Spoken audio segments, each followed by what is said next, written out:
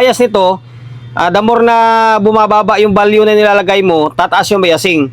Kapag tinataasan mo yung value na nilalagay mo, bababa naman yung biasing niya or yung voltage bias.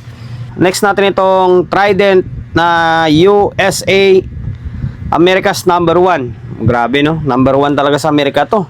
MA6000 model na power amplifier. By the way, shoutout and then maraming salamat sa may-ari nito na pinagkatiwalaan tayo na gawin yung mga unit nila. Kasi ito rin yung may-ari ng Atlantic Pro na PE18 niya tayo. Tapos kinuha yon, tapos dinalan ulit tayo ng ganitong amplifier. Tapos dalawa ito eh.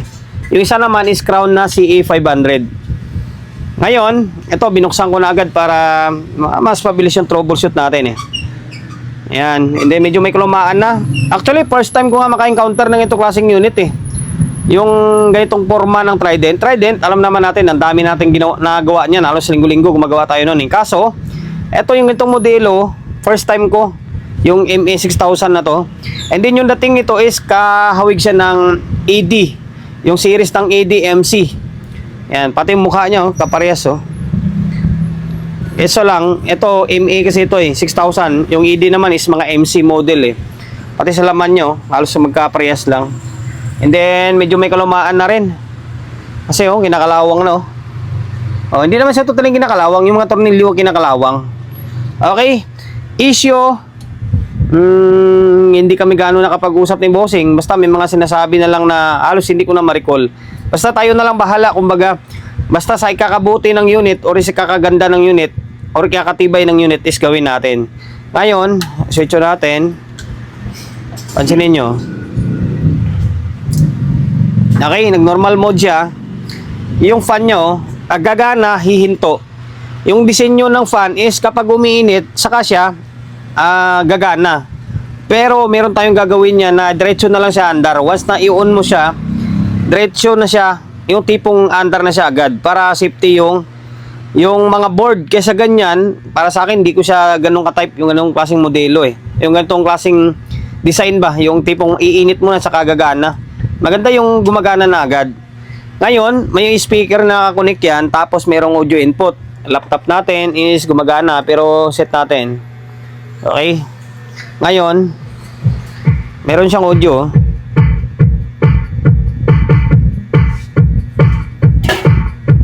Okay, meron.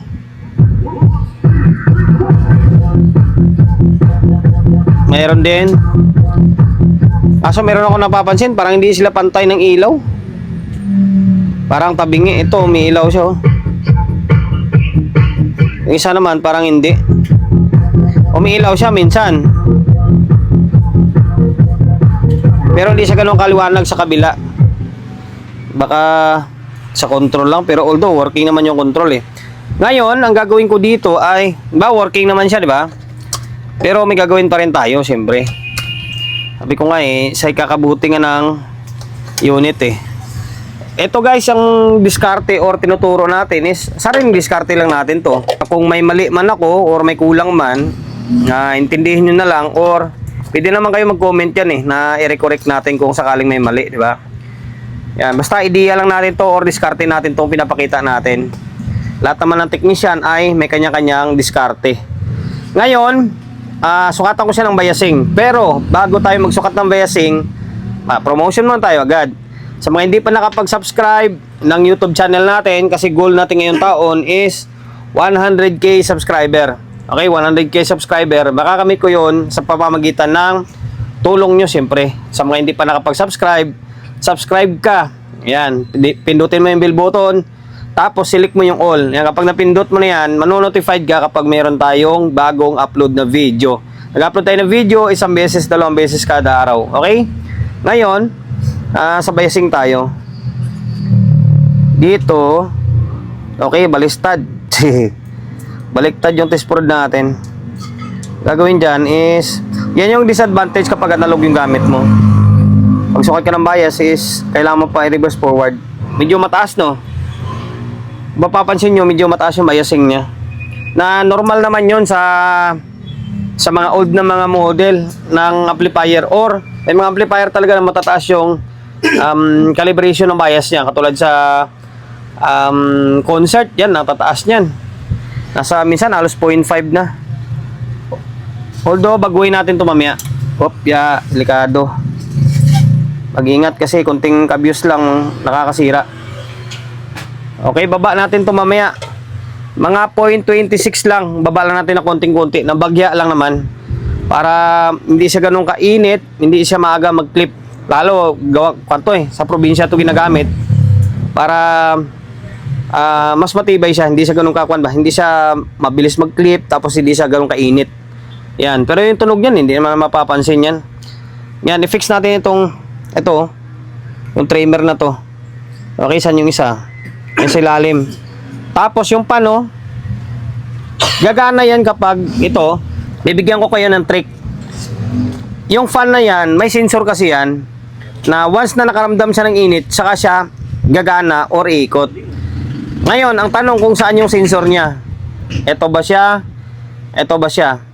Yung itong sensor na to, para to sa may protect niya. Yan, sa protecto. Kapag makaramdam na sobrang init yan, ito, magsushort to. Ngayon, magpo-protect yan. Iilaw yung protect dito. Tapos, mamamatay yung relay. Yan, itong sensor na to ha. Ngayon, kung saan naman yung kanya, kung saan naman yung pinaka-sensor ng level ng fan, ito siya, ito to. Yan, ito sa dulo na to. Yan, kuha lang to ng ADMC. Ngayon, kapag ipag-short mo yan, ganito mangyari. Pansinin nyo. Gumana siya, di ba? Gumagana, oh. Pag tanggalin ko yan, mawawala yan. Oh. Di ba? Kapag i-on natin, gagana ulit. Pero kung tatanungin kayo, alin ang mas maganda? Naka-steady siyang ganyan or yung steady gumagana siya or gagana na lang kapag umiinit. Para sa akin, mas gusto ko yung gumagana na agad. Kaysa yung aantayin pa niya na umiinit. Kaysa sa gagana, di ba? Mahirap yun. Lalo kung mag-malfunction ito. Lalo kung mag-malfunction to, kung hindi gumana. Eh di sobrang init na ng board. Tapos yung pan mo, hindi pa rin gumagana, di ba? Na mas okay pa rin. Okay, sabihin na naman ng iba, mas magaling ka pa sa engineer. Ngayon, magbaklas tayo ng board. Kahit alin dito, basta i-calibrate natin yung biasing muna. Nakalas na natin itong channel to, tapos kinuskus na natin kunwari. Ito, kulang na lang compressor. Ayan, ngayon, ang biasing nito is ito. Ito siya. Ayan, ito siya. 3, ano nakalagay? Ayan, yun natin. 3, hindi yan code yun.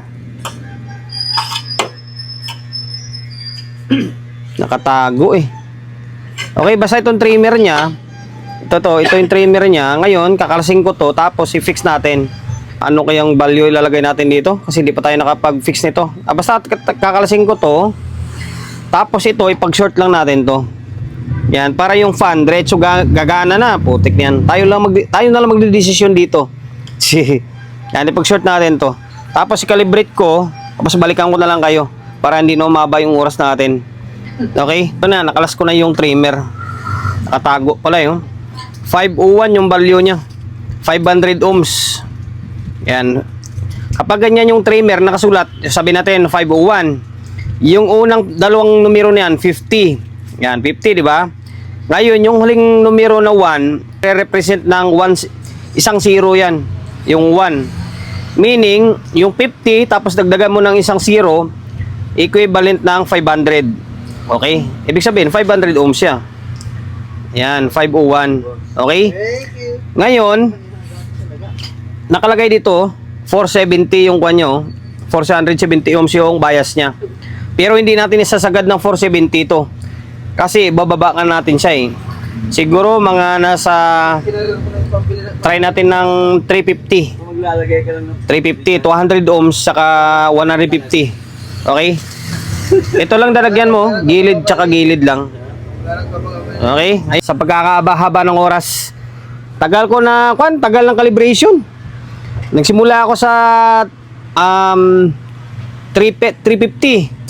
Umangat ako, nagiging 470 kasi 470 nakalagay dito. Oh. Ang 470, lalo siyang nawalan ng biasing. Pababa ako ng pababa naman ngayon. Ang bias nito, the more na bumababa yung value na nilalagay mo, tataas yung biasing. Kapag tinataasan mo yung value na nilalagay mo, bababa naman yung biasing niya or yung voltage bias.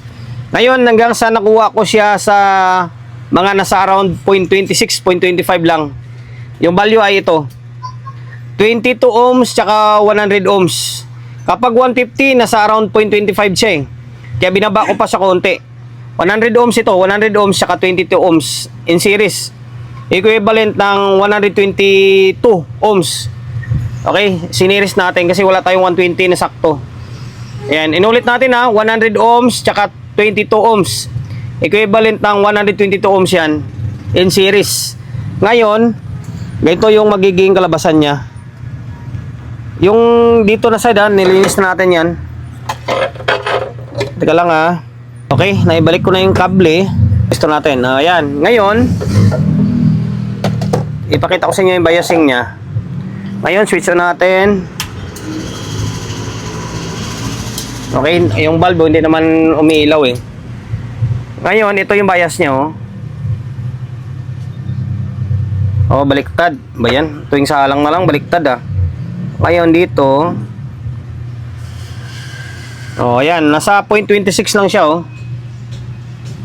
Tumaas kanina, nung 150 yan, mga nasa 0.25 lang. Ngayon, ito yung stock. Medyo mataas masyado. Kunti-kunti lang naman.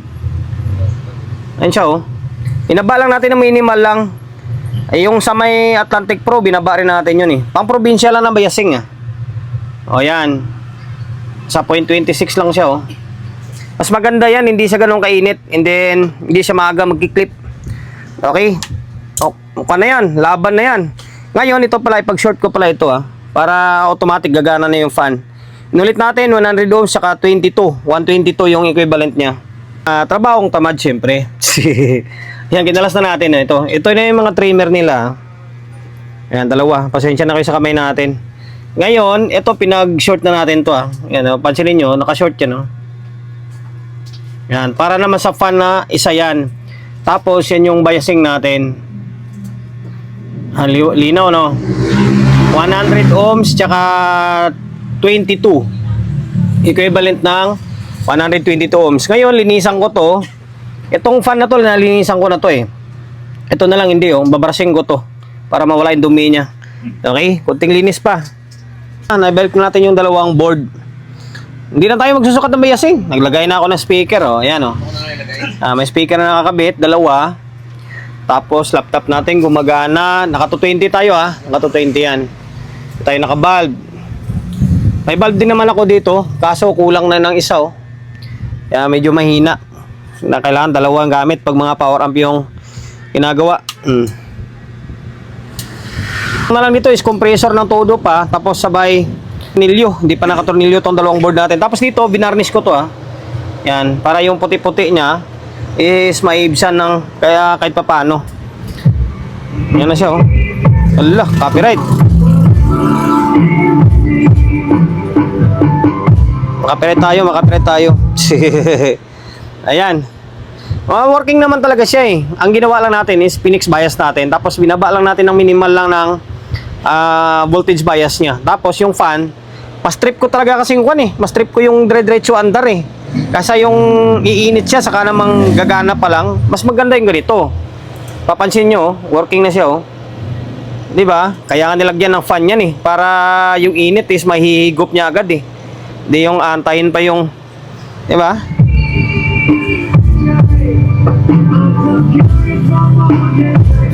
Okay. Yun lang guys, hanggang dito na lang. Sana nakapagbigay idea tayo. Although, alam ko wala na ganitong klaseng, meron pa ba ganitong Trident kayo na ganitong disenyo? Siguro yung AD, yung ADMC siguro baka ganito pa yung datingan niya.